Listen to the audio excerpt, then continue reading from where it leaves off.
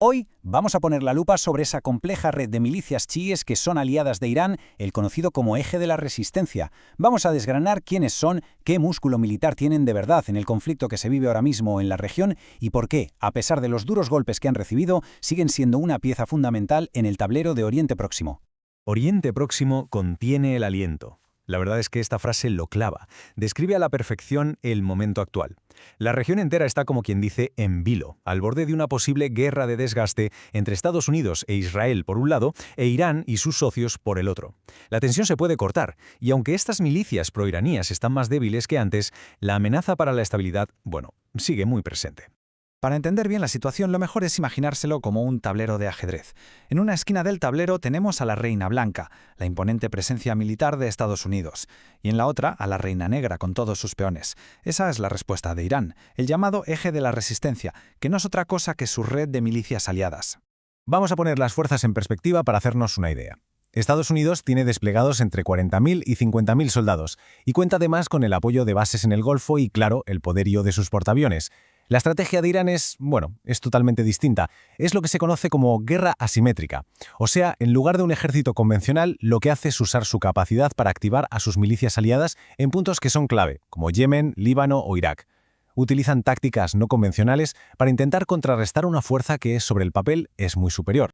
Pero, a ver, ¿quiénes son exactamente los actores de esta red?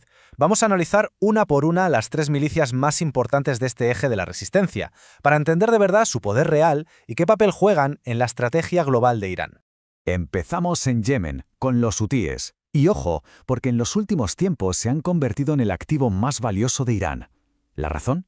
Pues su peligrosa y, sobre todo, única capacidad para controlar una de las rutas marítimas más importantes del planeta.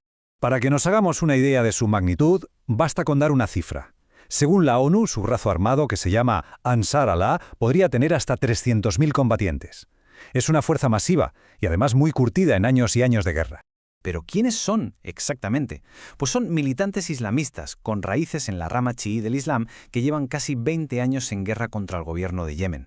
En 2015 dieron un golpe de efecto tremendo al tomar la capital, Saná, y desde entonces su poder no ha parado de crecer hasta convertirse, como decíamos, en la principal baza de Teherán.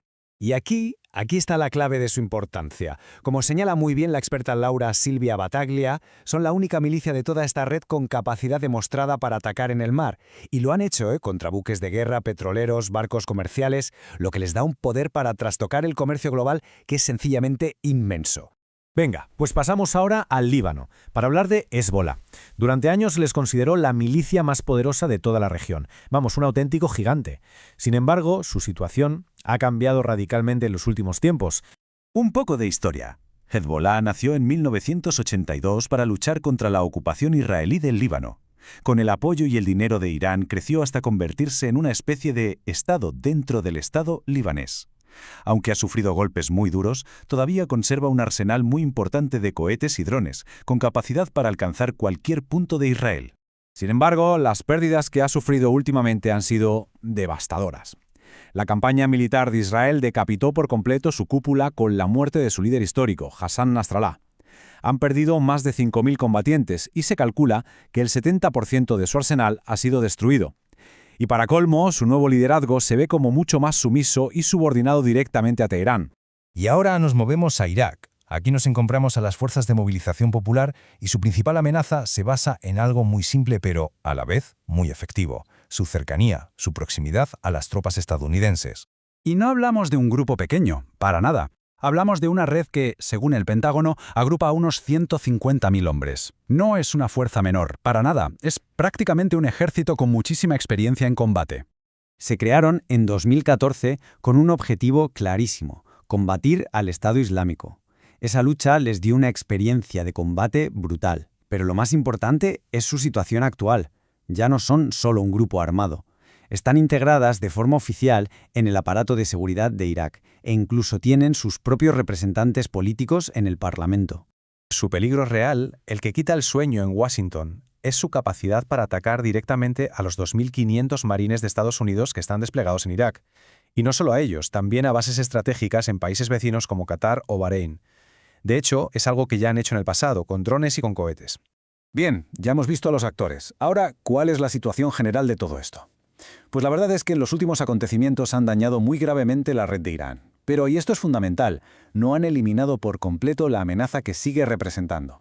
Esta cronología es clave para entender este debilitamiento. Desde octubre de 2023, la ofensiva israelí ha ido mermando las capacidades de estos grupos. A eso hay que sumarle el alto el fuego en Líbano, que en teoría obliga a desarmar a Hezbollah, y ya el golpe de gracia, la puntilla, fue la caída de Assad en Siria, que rompió la conexión por tierra entre Irán y Líbano, fracturando la columna vertebral de todo el eje.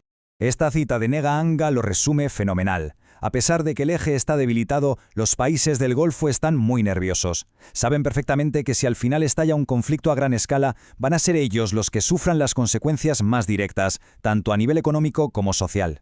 Entonces, si la red está tan tocada, ¿por qué sigue siendo una amenaza global? Pues la respuesta está en un concepto clave, su capacidad para crear lo que se llama un punto de estrangulamiento en el comercio mundial. Y este número, este 20%, lo dice todo. El 20% de la producción mundial de crudo pasa todos los días por el estrecho de Hormuz, una ruta marítima que está al alcance de los ataques tanto de Irán como de sus aliados hutíes. La capacidad de cortar ese grifo es una palanca de presión económica gigantesca. Y así llegamos a la pregunta del millón. ¿Está la región al borde de una larga guerra de desgaste? El eje de la resistencia ha sido golpeado, y duro, pero no está destruido. La capacidad de Irán para desestabilizar la economía mundial sigue ahí, intacta. La verdadera incógnita ahora no es si habrá más conflicto, sino qué forma va a tomar y quién, al final de todo, acabará pagando el precio más alto en este interminable juego de poder.